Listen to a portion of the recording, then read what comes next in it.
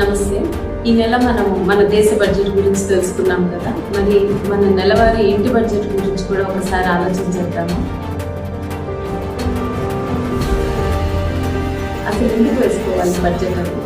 మనం రకరకాల పనులు చేసేది, చదువులు చదివి, డబ్బు సంపాదించి కుటుంబాన్ని సురక్షితంగా ఉంచుకోవడం కోసం మరి సంపాదన వచ్చి బాగానే చేస్తున్నాం.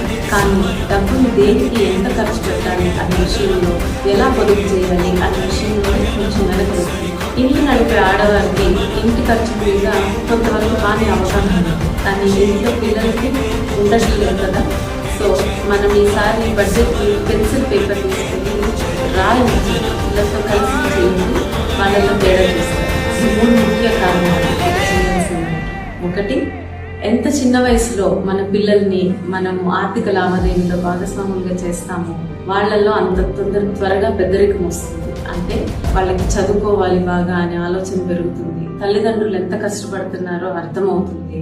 అనవసరం ఖర్చులకు కూడా అడగడం తగ్గిస్తారు. దీనికి ఒక చిన్న ఉదాహరణ. చిన్నప్పుడు నాన్న నాకు ఆయన పర్స్ లో ఒక చిన్న కార్డు ఉండేది, విజిటింగ్ కార్డు. ఒకసారి నేను స్కూల్లో ఉన్న వయసులోనే నాకు చూపించారు. అమలు, ఇది మన సంవత్సరానికి ఆదాయం, మనకి రావాల్సిన వేరే వ్యక్తుల నుంచి రావాల్సిన ఆదాయం ఇంత, మనం వేరే వాళ్ళకి ఇవ్వాల్సింది ఇంత, ఇది ఎప్పుడు నా పర్స్ లో ఉంటుంది, నాకేమన్నా అయితే ఇక్కడ అన్ని ఉంటాయి చూడు అని చెప్పారు. అది చెప్పినప్పుడు ఫస్ట్ అంటే కొంచెం ఇబ్బందిగా అనిపిస్తుంది పేరెంట్స్ గురించి. కానీ నా లోపల మాత్రం నాన్న నన్ను నమ్మి ఇంత పెద్ద విషయం నాతో చెప్పారంటే నా మీద నమ్మకం ఉండబట్టే కదా అనేది మొదట నాకు అప్పుడు అనిపించింది. తెలియకుండానే నాలో ఆ పెద్దరికం వచ్చింది. అంటే నాలో ఒక ఆత్మస్థైర్యం పెరిగింది. సో పిల్లల్ని చిన్నతనం నుంచే ఆర్థిక లావాదేవీల్లో ఇన్వాల్వ్ చేయండి. రెండవది, యువత. ఇప్పుడు యువత చాలా మంది పెళ్లిగాక ముందే ఉద్యోగాలు మొదలు పెడుతున్నారు, మంచి జీతాలు వస్తుంది.